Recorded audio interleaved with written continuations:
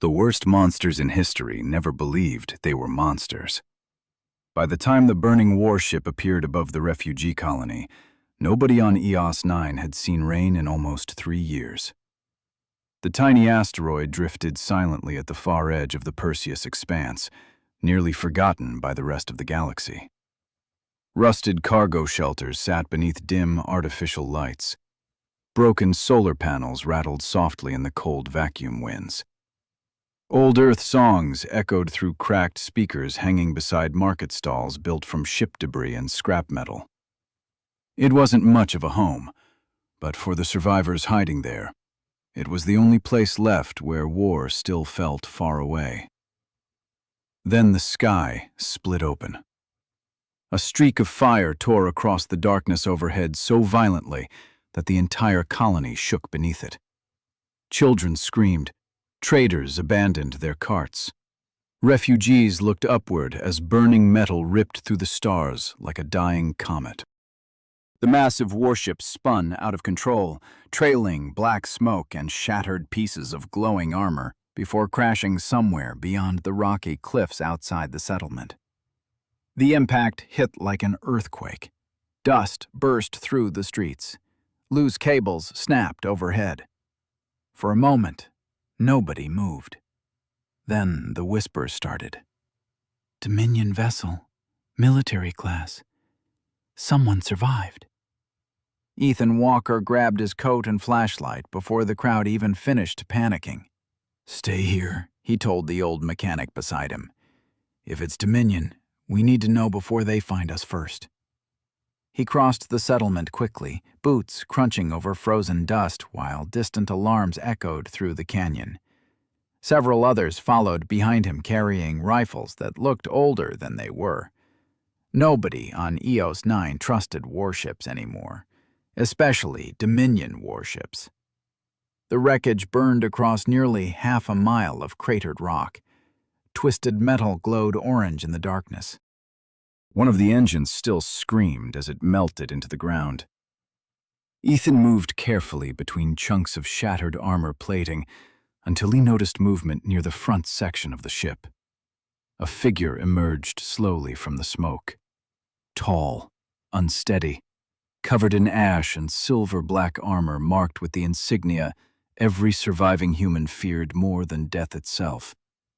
The imperial crest of the Dominion. Nobody spoke.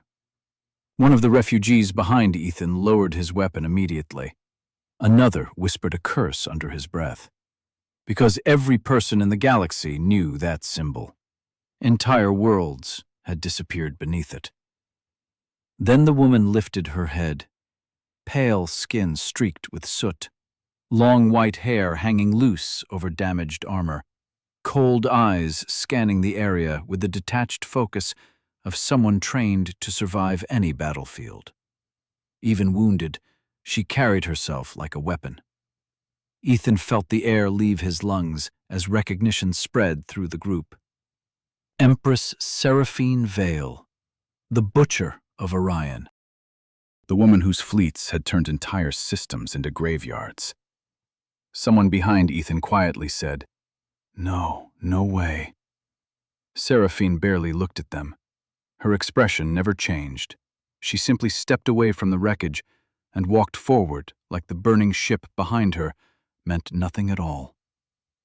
Then everyone heard it. Soft humming nearby, a child's voice.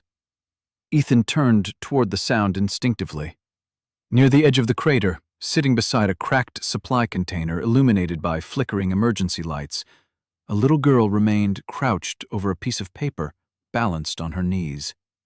She couldn't have been older than 8. Brown curls, oversized winter jacket, colored pencils scattered around her boots. She looked up curiously at the towering armored woman standing in front of her. "Your ship fell out of the sky," the girl said softly. "It was pretty." Ethan opened his mouth to warn her, but the words never came out. Seraphine stared at the child for several silent seconds. No anger. No cruelty. No emotion at all. The little girl smiled nervously and lifted the paper she had been drawing on. It was a picture of a blue sky over Earth. Bright oceans, green hills, a yellow sun. Things most children on EOS 9 had never actually seen in real life. "My mom says Earth looked like this before the war," the little girl whispered. Seraphine's eyes lowered toward the drawing. For the first time, something flickered across her face. Not guilt, not sadness. Recognition. Then it vanished. A sharp, metallic sound echoed through the crater as Seraphine's hand moved instantly toward the weapon mounted at her side. Ethan took a step forward. "Wait!" But it was already too late. The frightened refugees froze in silence. The colored pencils rolled slowly across the dust, and the unfinished drawing slipped from the little girl's hands, fluttering gently against the cold ground beneath the burning light of the dying ship. Nobody on EOS 9 spoke for several seconds after the paper touched the ground. The only sound came from the dying warship crackling behind the crater, while colored pencils rolled slowly through the dust beside the unfinished drawing. Ethan could hear his own heartbeat pounding inside his ears. The little girl's mother screamed first. The sound shattered the silence like broken glass. People rushed forward all at once. Some pulled the woman away, others grabbed weapons. One of the refugees nearly fired immediately before Ethan forced the rifle downward with both hands. "Do not shoot!" he shouted. "You hit that reactor, we all die." The crowd did not care. Fear had already become rage. Several survivors surrounded Seraphine in seconds, while curses echoed across the crater. "Monster! Murderer! That thing destroyed Earth! Kill her now!" But Seraphine did not react to any of it. She stood motionless beneath the burning orange light of the wreckage, staring quietly at the drawing lying near her boots. Ethan watched her carefully, expecting anger or arrogance, or at least some sign that she understood what she had just done.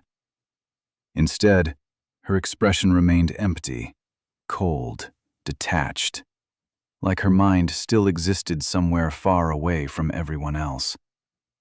One of the older refugees stepped closer with a pistol shaking violently in his hand. "My son died because of your fleets," the man whispered. "Every person here lost someone because of you." Seraphine finally lifted her eyes toward him. "Then you understand survival," she answered calmly. Her voice carried no emotion at all. The old man nearly pulled the trigger right there. Ethan grabbed his wrist before he could. "Stop!" Ethan shouted. "You kill her out here and Dominion scouts will track the signal before sunrise." "Who cares?" someone yelled from behind him. "She deserves it." "No," Ethan snapped back. "She deserves worse. But dead people do not answer questions." The crowd hesitated. That was enough for Ethan to keep talking.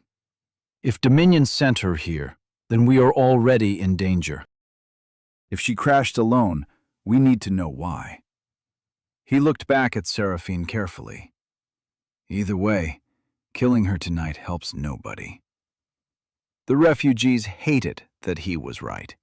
Ethan could see it in their faces. But slowly, the weapons lowered one by one. Nobody forgave her. Nobody calmed down. The hatred remained hanging in the cold air between them like poison. Finally, two men stepped forward, carrying heavy magnetic restraints usually reserved for smugglers and violent drifters.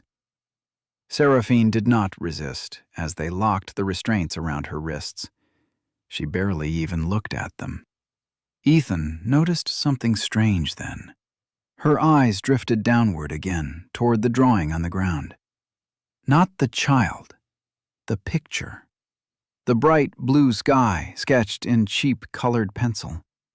Seraphine stared at it for nearly 3 full seconds before the refugees forced her forward. Ethan bent down quietly and picked the paper up before the dust carried it away. The edges were wrinkled now. One corner stained black from ash.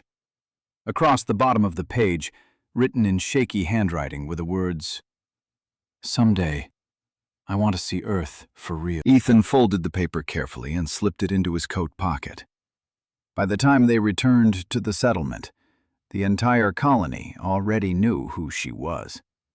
People watched silently from doorways as Seraphine walked through the narrow streets in chains. Mothers pulled children closer. Old veterans lowered their heads the moment they saw the imperial crest on her armor. Nobody wanted to look at her for long. She was not just another soldier. She was the face of the war itself. The refugees locked her inside an abandoned storage room near the edge of the colony. Rusted pipes rattled overhead while weak fluorescent lights flickered against the metal walls. Ethan stood outside the doorway while the others argued about what to do with her. Some wanted execution. Others wanted to trade her to rival systems for supplies. One man suggested broadcasting her location directly to Dominion forces and letting them destroy the entire asteroid if it meant killing her too. Hours passed before the arguments finally faded. One by one, the refugees left until only Ethan remained standing outside the door. Through the small reinforced window, he could still see Seraphine sitting alone against the wall, with her head lowered beneath the dim light. Silent, motionless, like a statue built from war and exhaustion. Ethan should have hated her. Part of him did. But another part could not stop thinking about the moment she looked at that drawing. Not because he saw guilt there. What frightened him was the possibility that she did not understand guilt at all. The first nightmare came less than 3 hours after they locked her inside the storage room.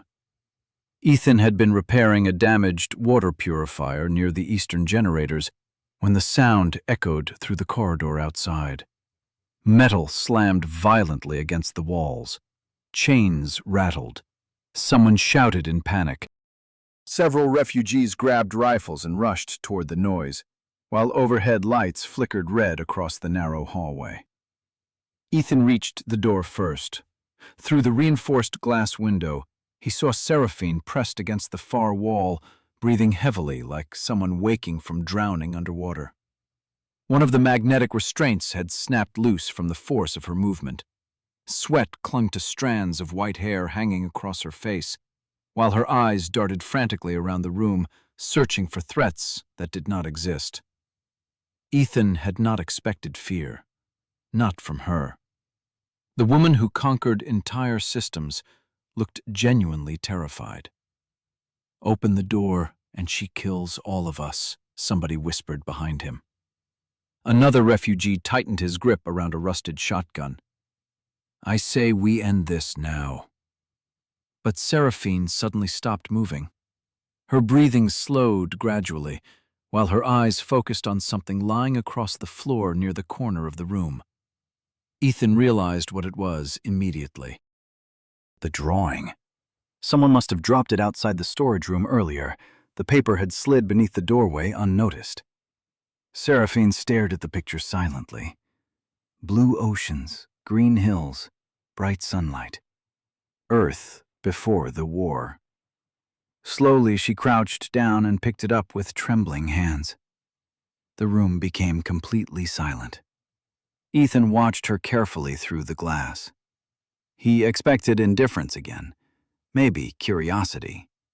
Instead, Seraphine stared at the drawing with an expression Ethan could not fully understand. Not guilt, exactly. More like confusion. Like someone staring at a language they used to know as a child, but had forgotten over time. "What is she doing?" one of the refugees muttered quietly. Nobody answered. Seraphine's fingers brushed gently across the corner where Lily had written her message. "Someday I want to see Earth for real." Ethan saw her throat tighten slightly as she read the words. Then the nightmare came back. Seraphine's hand suddenly shook violently. The papers slipped from her fingers while she pressed both palms against the sides of her head. Ethan could hear fragments of words through the door now. Not commands, not threats. Coordinates, casualty reports, military frequencies, endless battlefield transmissions spilling from her mouth like ghosts trapped inside her memory. Sector 4 cleared, civilian resistance eliminated, orbital fire authorized. Her voice sounded distant, mechanical, programmed. The refugees stepped backward uneasily. For the first time since the crash, Ethan realized something horrifying. Seraphine was not remembering the war. She had never escaped it. The war was still happening inside her head, every second she remained alive. Suddenly, Seraphine looked up toward the glass window. Her pale eyes locked directly onto Ethan. "Why would a child draw a world she has never seen?" she asked quietly. Nobody in the hallway moved. Ethan answered before anyone else could stop him. "Because people need something beautiful to believe in." Seraphine stared at him for several long seconds. Her expression remained unreadable. "Belief gets people killed," she finally whispered. Ethan folded his arms slowly. "Maybe," he replied.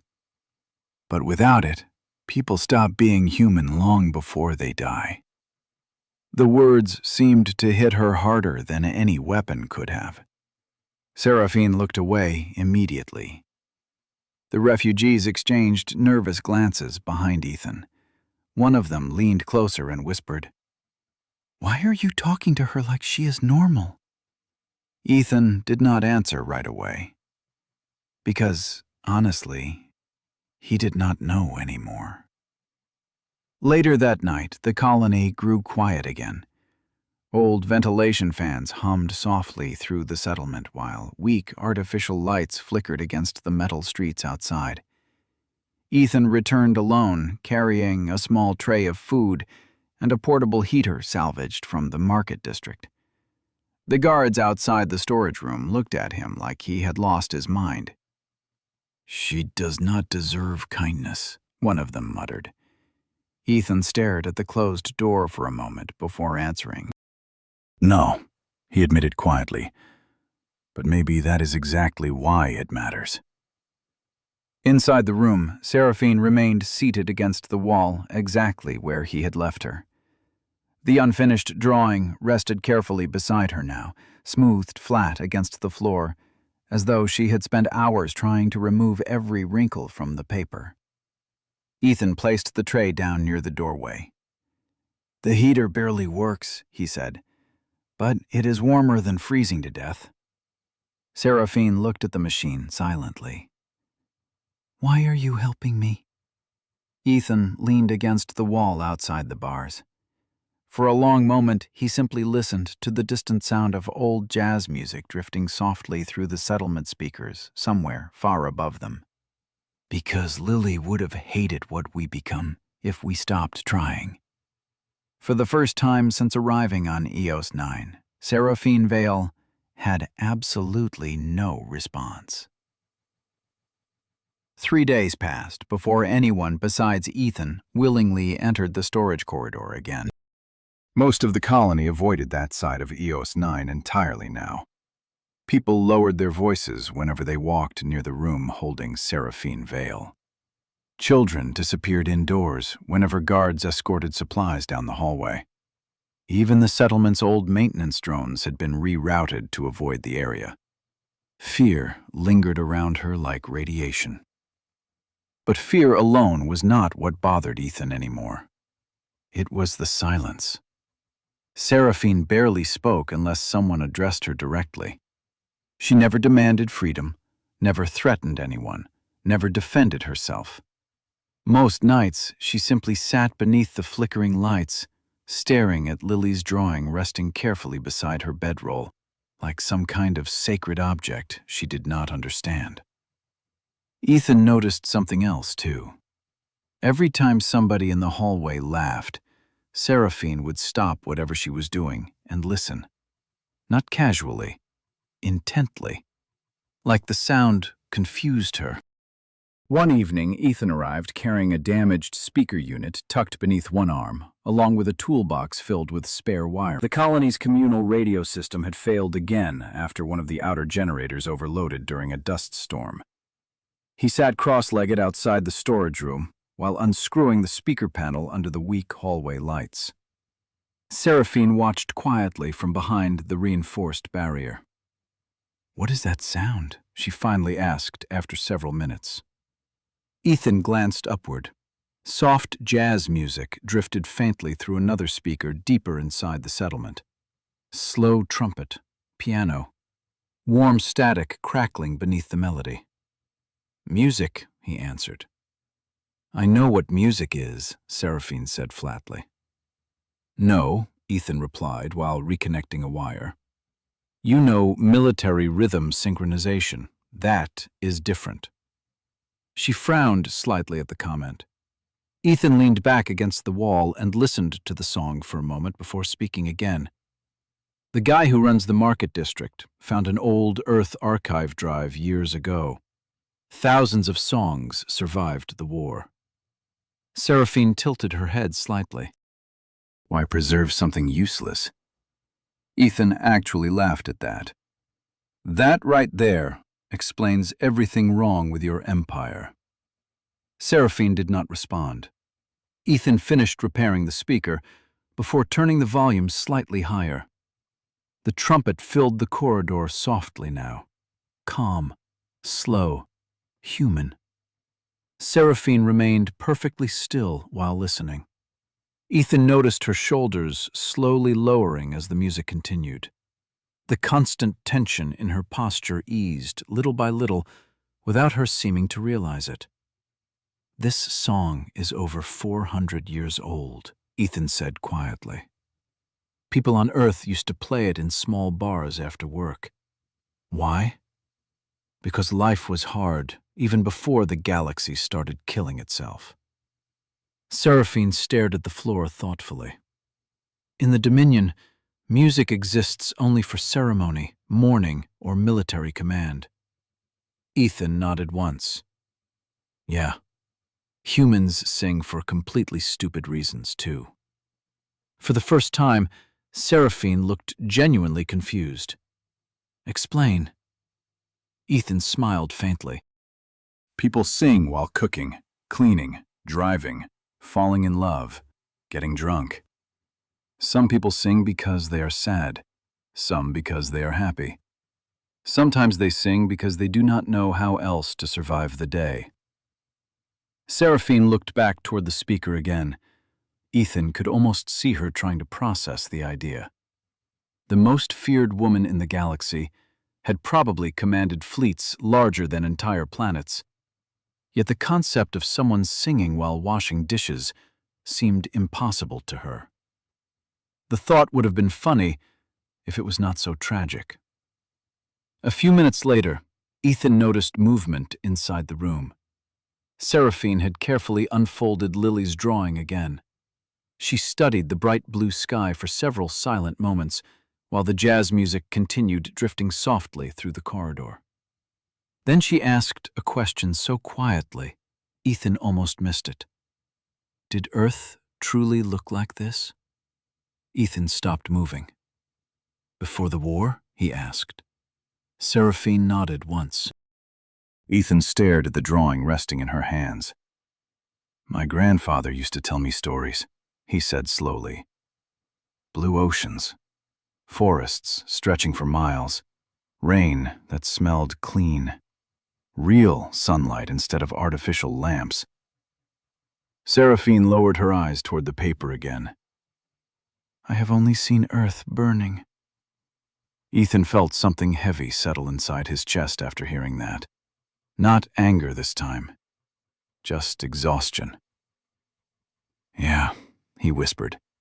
"Most of us only remember that part now." Silence returned between them while the music played on. Eventually, Ethan packed his tools back into the box and stood to leave. Before he walked away, he glanced through the glass one last time. Seraphine had not noticed him watching.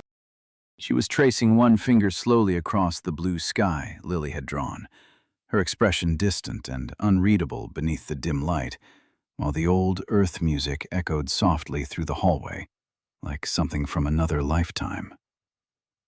By the end of the first week, the people of EOS 9 still hated Seraphine Vale, exactly as much as before. But hatred slowly became something quieter whenever Ethan Walker was nearby. Nobody understood why he kept returning to the storage corridor every night after work. Some believed he wanted answers about the Dominion. Others thought grief had finally damaged his judgment beyond repair. Ethan did not bother correcting any of them. The truth was harder to explain. Every time he looked at Seraphine now, he no longer saw the woman who arrived beside a burning warship.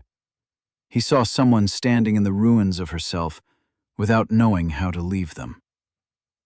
One evening, Ethan arrived carrying a small plastic container filled with old colored pencils recovered from the colony school. Seraphine looked up immediately when he placed them beside the food tray near the doorway. "What are those for?" she asked carefully. Ethan leaned against the wall outside the room. "You keep staring at Lily's drawing." Seraphine's eyes lowered slightly toward the folded paper resting beside her bedroll. "So?" Ethan shrugged. "So maybe staring is not enough." For several seconds, Seraphine said nothing. Then she slowly reached toward the container. Her movements remained cautious, almost unnatural, like someone handling unfamiliar technology. Ethan noticed faint scars crossing her fingers beneath the dim light. Soldiers' hands. Hands trained for weapons, command consoles, battlefield survival. Not art. Not softness. Seraphine picked up one of the pencils and turned it quietly between her fingers. "Children used these?" she asked. Ethan nodded. "Back on Earth, too." She stared at the blue pencil for a long moment before finally unfolding Lily's drawing again. The paper looked more fragile every day now from being handled so often. Ethan remained silent while Seraphine studied the unfinished sky near the top corner of the page. Then, very slowly, she attempted to draw. The line came out uneven immediately, too hard, too rigid. The pencil snapped in half beneath the pressure of her grip. Seraphine froze. Ethan could see frustration flash briefly across her face before disappearing again beneath that cold, military composure. She quietly placed the broken pieces down. "I do not understand," she admitted. "It should not be difficult." Ethan smiled faintly. "That is because you are trying to control it. Control creates precision." "Yeah," Ethan said softly. "But people do not paint with precision. They paint with feeling." Seraphine frowned at the sentence like it physically irritated her. "Feelings create weakness." Ethan laughed quietly under his breath. "No offense, but your empire conquered half the galaxy and still managed to destroy itself emotionally. Maybe feelings were not the problem." Seraphine looked away without responding. A long silence settled between them while old jazz music drifted faintly through the ventilation system overhead again. Finally, Seraphine picked up another pencil and tried once more. This time, her grip loosened slightly. The line still shook across the paper, awkward and uncertain, but it no longer looked like a battlefield command written onto metal. Ethan noticed something strange then. Seraphine's breathing had changed. Slower now. Calmer. Like the act of drawing forced her mind to exist somewhere other than war for the first time in years. Minutes passed quietly. Occasionally, a pencil snapped from too much pressure. Sometimes, Seraphine would stop suddenly and stare at the unfinished sky, with visible frustration before trying again. But she kept going. Ethan watched the process carefully from outside the room. Not because the drawing itself mattered. Honestly, it still looked terrible. But because every failed line felt like watching someone learn how to exist as a person instead of a weapon.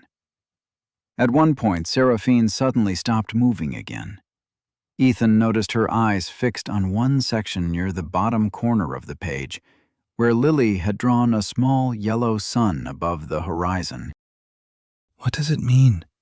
Seraphine asked quietly. "What?" Ethan replied. "Why would a child draw sunlight this large?" Ethan looked toward the picture and smiled sadly. "Because kids make the world feel bigger than it is." Seraphine stared at the drawing silently. "The Dominion teaches children strategy before language." Ethan closed his eyes briefly after hearing that. "Yeah," he whispered. "I figured." The corridor grew quiet again. Somewhere deeper inside the settlement, people laughed around a card game while music played softly through old speakers. For the first time since crashing onto Eos 9, Seraphine did not seem distant from those sounds anymore. She listened to them carefully now, while her hand moved slowly across the paper, trying to finish a sky she had once helped burn away. The warning sirens began just after midnight. At first, most people inside the colony thought another generator had failed. Old machinery on Eos 9 broke constantly. Lights flickered, pipes burst, emergency alarms screamed for reasons nobody bothered questioning anymore. But this sound felt different. Lower, sharper, military. Ethan woke instantly the moment it echoed across the settlement. He threw on his coat and rushed outside into the freezing corridor while red emergency lights flashed against the metal walls. Refugees poured from nearby shelters in confusion. Some grabbed children, others reached for old rifles hidden beneath supply crates and market counters. Above them, the asteroid's weak defense scanners spun wildly toward deep space. Ethan reached the central comms tower just as one of the technicians slammed both hands against the console in panic. "Unknown fleet entering the sector," the woman shouted. "3 ships confirmed, no transponder signals."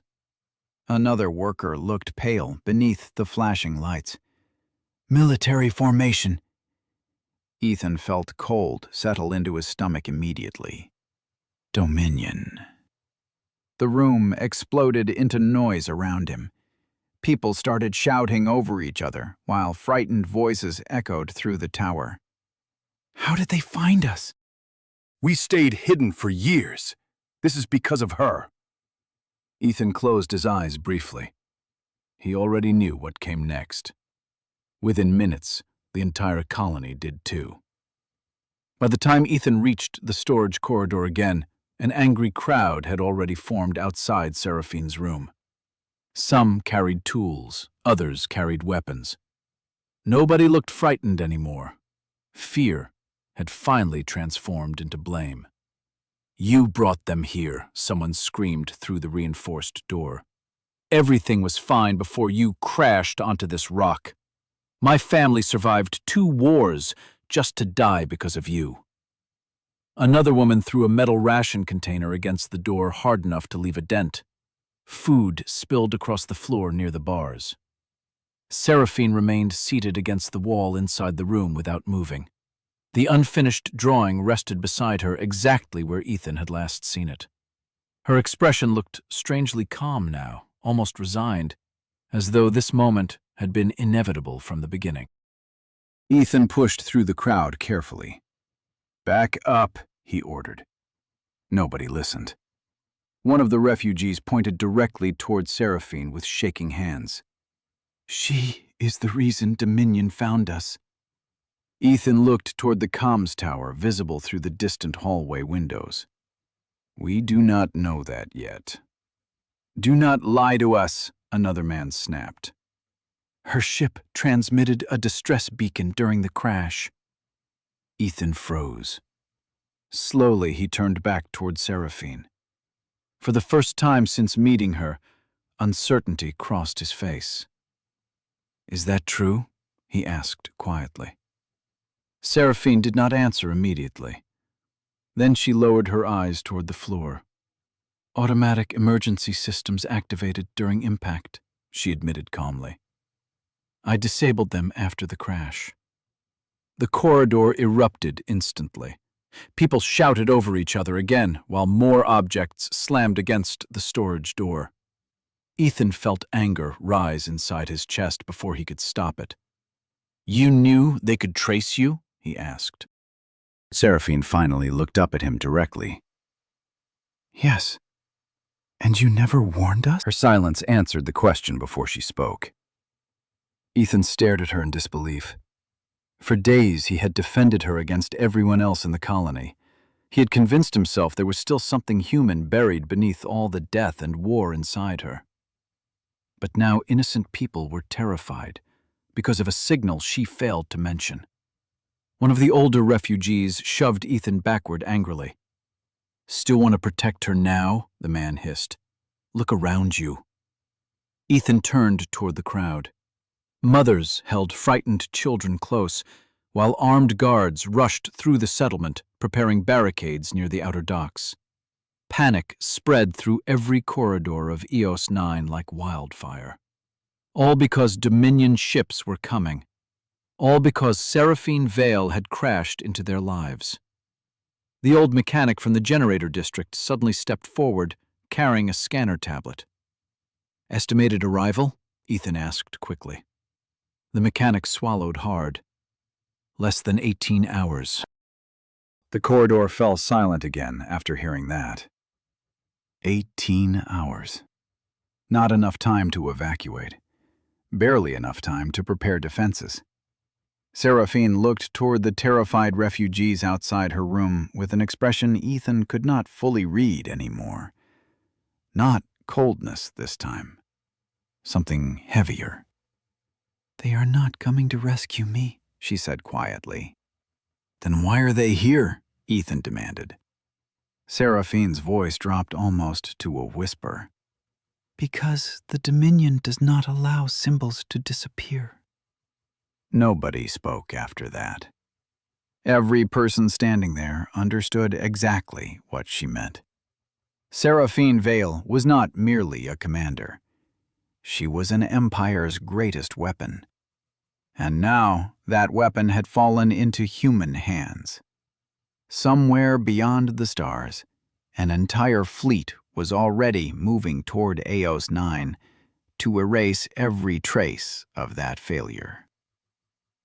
By morning, EOS 9 no longer felt like a refugee colony. It felt like a funeral waiting to happen. Barricades lined the outer corridors. Supply crates had been stacked beside airlocks to create firing positions. Old cargo transports were being stripped apart for reactor batteries and emergency fuel. Nobody slept. Nobody laughed anymore. Even the jazz music that usually drifted through the market district had gone silent. Fear consumed everything. And every pair of frightened eyes eventually turned toward the same storage room at the edge of the colony. Ethan noticed the hatred getting worse as the hours passed. People stopped whispering now. They said everything directly in front of Seraphine's face. "This is your fault. The Dominion should have left you burning in that ship. You destroy every world you touch." Some refugees dumped spoiled food outside her doorway. Others scratched curses across the metal walls near her room. One child spit toward the reinforced window before his mother quietly pulled him away. Seraphine accepted all of it without reacting. That frightened Ethan more than anger would have. She never defended herself, never argued, never threatened anyone. Most of the time she simply sat beside Lily's unfinished drawing, listening silently, while the colony prepared for a battle nobody believed they could survive. Ethan entered the storage corridor late that afternoon, carrying replacement power cells for the failing hallway lights.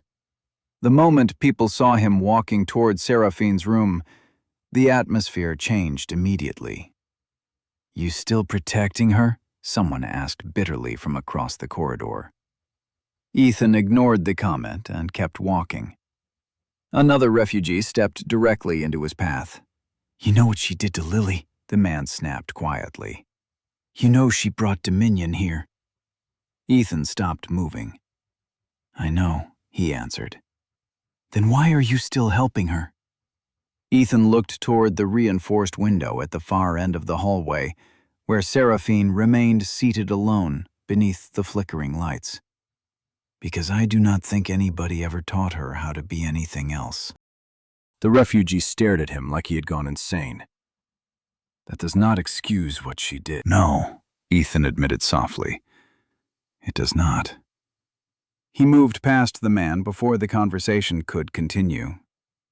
Inside the room, Seraphine looked physically worse than before. Dark exhaustion sat beneath her eyes now. Her once immaculate military posture had begun fading day by day beneath the weight of sleepless nights and endless accusations.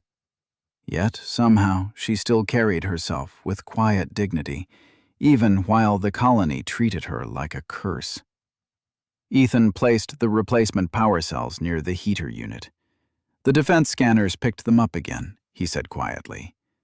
"3 Dominion ships, maybe 4 now."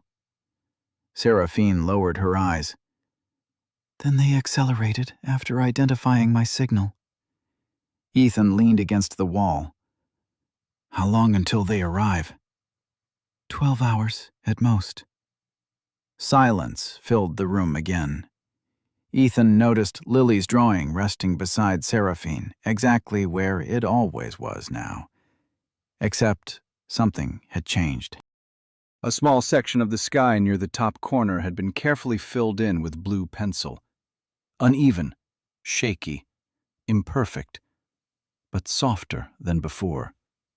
Seraphine noticed him staring. "It still looks wrong," she said quietly. Ethan stepped closer to the glass and studied the page. "No," he answered after a moment. "It looks human." Seraphine looked genuinely unsettled by that response. She glanced back toward the drawing uncertainly, as though the idea itself frightened her. "Humans create beauty, even when surrounded by death," Ethan continued softly. "That is why your empire could never understand us." Seraphine's expression darkened slightly. "You speak as though humanity survived." Ethan gave a tired smile. "Maybe surviving is not the point anymore." Before Seraphine could answer, shouting suddenly erupted somewhere outside the corridor. Ethan turned toward the noise instinctively. A group of refugees stormed toward the storage room, carrying bags of spoiled rations and empty cans. One of the women pointed directly toward Seraphine through the glass, with tears running down her face. "My daughter is hiding under a bed because of you," she screamed. Another refugee hurled rotten food against the reinforced window, hard enough to splatter across the glass. Others joined immediately. Ethan stepped forward quickly. "Stop it!" Nobody listened.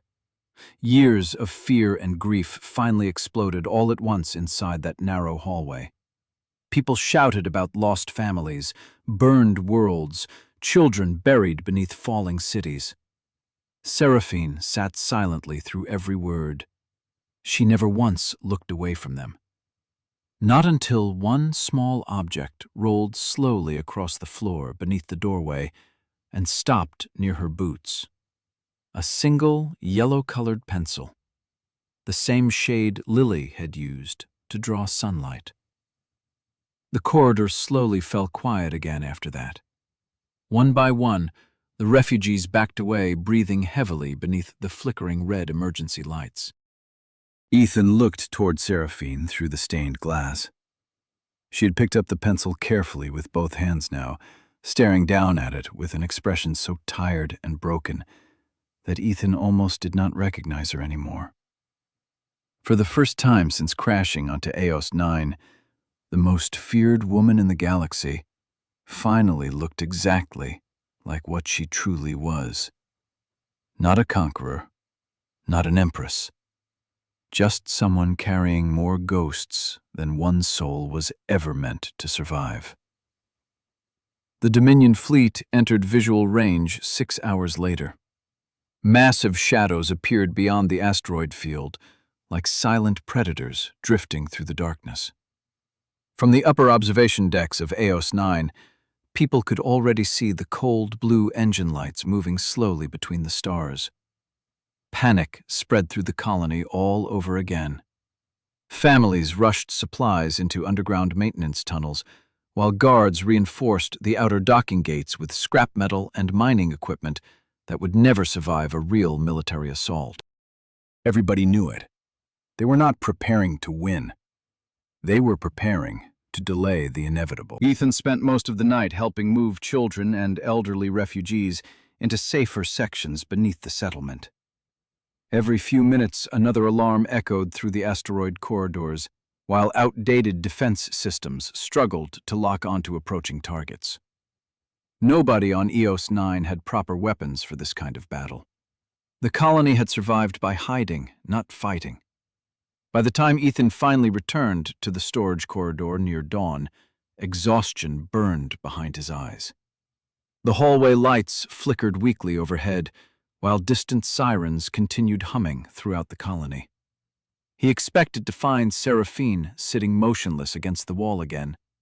Instead, she was standing. Ethan stopped immediately when he saw the paper resting on the floor beside her. The drawing was finished. The uneven blue sky now stretched fully across the page. Soft yellow sunlight touched green hills beside an ocean colored with trembling pencil strokes that were imperfect in every possible way. But somehow the flaws made it feel more alive. Ethan slowly stepped closer to the reinforced glass without speaking. Seraphine remained facing away from him for several seconds before finally turning around. Something inside her expression had changed during the night. Not peace. She looked far too tired for peace. But the cold emptiness Ethan first saw beside the crashed warship was gone now. In its place remained something far more painful. Understanding. I could not make it look the way she imagined it, Seraphine said quietly. Ethan looked back toward the drawing. Maybe that is not the point. Seraphine lowered her eyes. I spent my entire life believing strength meant removing weakness from the galaxy. Her voice remained calm, but Ethan noticed her hands shaking slightly at her sides. Every world we conquered became quieter afterward. More obedient, more efficient. We called it peace. Ethan said nothing. Seraphine looked toward the distant ceiling while sirens echoed softly through the colony above them. Then I arrived here and watched frightened people share food they barely had with each other. I heard children laughing inside broken hallways. I watched humans preserve music while starving.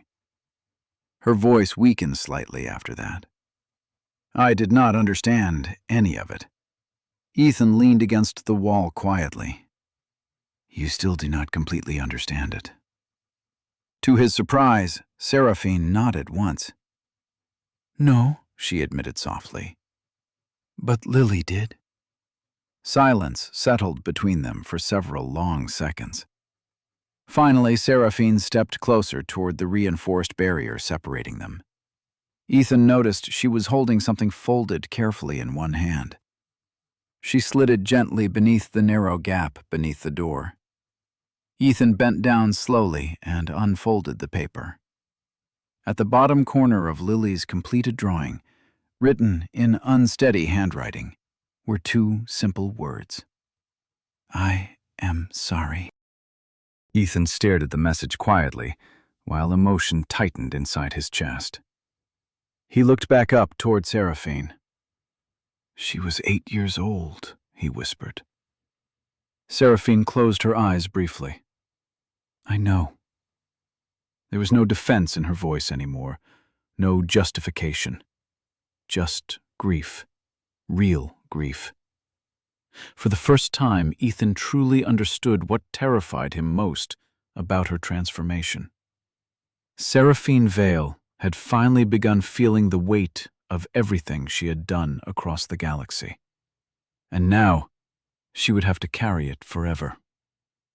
Suddenly, the colony alarms changed tone completely. A harsh mechanical voice echoed through the settlement speakers overhead. "Warning! Dominion ships entering orbital position." Ethan's blood ran cold instantly. Heavy vibrations rolled through the asteroid walls moments later as the first enemy vessels moved directly above EOS 9. Dust fell from the ceiling. Somewhere outside, frightened voices began screaming orders across the colony. Seraphine looked upward toward the sound. Then back toward Ethan. "Open the door," she said quietly. Ethan froze. "If I do that, they will kill you the second anyone sees you outside this room." Seraphine shook her head slowly. "No," she answered. "They came here for me." Ethan stared at her in silence. "And if you surrender?" Seraphine's pale eyes met his directly through the glass. "Then EOS 9 dies slowly instead of quickly." Another violent tremor shook the corridor around them. Somewhere in the distance, metal screamed against metal, while emergency lights flashed red across the walls. Seraphine looked toward Lily's completed drawing, resting in Ethan's hands one last time. "For the first time in my life," she whispered softly, "I finally understand what humanity was trying to protect." The first Dominion transmission reached the colony less than 10 minutes later. Every speaker across EOS 9 crackled violently before a cold, synthetic voice echoed through the settlement. "Attention, unidentified human colony. Surrender Empress Seraphine Vale immediately. Failure to comply will result in planetary cleansing." Panic spread instantly. People rushed through the corridors carrying supplies and children, while warning sirens screamed overhead without stopping. Old defense cannons powered on along the outer asteroid ridge, even though everyone knew they would barely scratch a Dominion warship. Ethan stood frozen inside the storage corridor, staring at Seraphine through the reinforced glass, while the transmission repeated again and again throughout the colony. Finally, he reached toward the control panel beside the door. The magnetic locks disengaged with a heavy, metallic sound. For a moment, neither of them moved. Then the door slowly slid open for the first time since Seraphine arrived on EOS 9.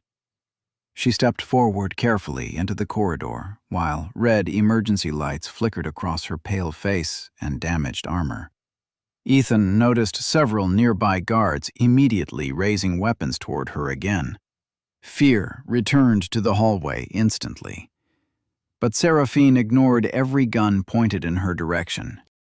Her attention drifted instead toward the completed drawing still resting in Ethan's hands. "Keep it safe," she said quietly. Ethan swallowed hard. "What are you planning?" Seraphine looked toward the ceiling where distant impacts echoed faintly through the asteroid walls. "The Dominion fleet follows hierarchy above all else. If I challenge command authority directly, they will focus on me." Ethan stared at her in disbelief. "That is suicide." Seraphine's expression softened slightly at the word. "No," she answered. "It is accountability." Another violent tremor rolled through the colony. Dust scattered from overhead pipes, while frightened voices echoed through nearby corridors. Seraphine walked past Ethan toward the exit leading deeper into the settlement. Guards stepped aside instinctively despite themselves. Even now, she still carried the terrifying presence of someone born to command entire armies. But something about her felt different, lighter somehow. Like the weight crushing her from inside had finally found direction. As they entered the market district together, every conversation stopped immediately. Refugees stared silently while Seraphine crossed the center of the colony beneath flashing red lights. Some looked furious, others terrified. Nobody understood why Ethan had released her. Then Seraphine stopped walking near the old jazz speaker mounted above the market stalls. The music had finally returned sometime during the chaos. Soft trumpet notes drifted quietly through the corridor, while frightened families huddled nearby, waiting for death to arrive from the stars. Seraphine listened for several seconds without speaking. "This song," she asked softly. "What is it called?" Ethan looked up toward the speaker. "Blue Skies." Seraphine closed her eyes briefly after hearing the name. Then she looked toward the crowd surrounding them. "The Dominion will destroy this colony whether you surrender me or not," she said calmly. Fear moved through the refugees immediately after hearing the truth spoken aloud. Seraphine continued anyway. Because empires built on fear cannot survive symbols of disobedience. One of the older survivors stepped forward angrily. "Why should we trust anything you say?" Seraphine met the man's eyes directly. "You should not." Silence filled the market afterward. Then Seraphine slowly removed the imperial crest attached to the front of her damaged armor. The symbol that once terrified entire star systems fell heavily onto the metal floor between them. "But trust was never what humanity gave me," she continued quietly. "You gave me mercy when I deserved none." Ethan watched the crowd carefully. Confusion had replaced some of the hatred now. Not forgiveness. That would take far longer than one lifetime. But people were finally seeing something they never believed possible. Regret. Seraphine turned toward Ethan one final time. "There is still one operational fighter attached to my crashed warship," she said. "Its weapon systems are damaged, but the navigation core remains functional." Ethan understood immediately. "You're going after the fleet alone?" Seraphine nodded once. "If their command ship falls, the others will retreat long enough for EOS 9 to escape." Ethan stepped closer. "You cannot survive that." For the first time since meeting her, Seraphine smiled faintly. It was small, tired, human. "Maybe survival is not the point anymore." Before Ethan could answer, Seraphine gently reached toward the drawing still resting in his hands. Her fingers brushed softly against the uneven blue sky she spent nights trying to finish. "Tell them Earth deserved better," she whispered. Then she turned and walked toward the docking corridor, while red emergency lights flashed around her like distant fire. Nobody tried stopping her this time. The refugees simply watched silently as the woman who once helped destroy entire worlds disappeared into the smoke-filled tunnels beneath EOS 9, carrying the weight of every life she could never bring back. Minutes later, the colony shook violently as a single damaged fighter launched from the asteroid's surface and disappeared into the stars alone. Ethan stood beneath the market speakers, listening to old jazz music echo softly through the frightened colony, while holding Lily's completed drawing against his chest. Far above them, bright flashes lit the darkness between the Dominion fleet and one small ship flying directly toward impossible odds. And for the first time in countless years, the galaxy's most feared Empress was finally fighting for something other than war. Thank you for watching until the end. Watch the full story in the comments and video description. Like and subscribe to the channel to see more interesting content.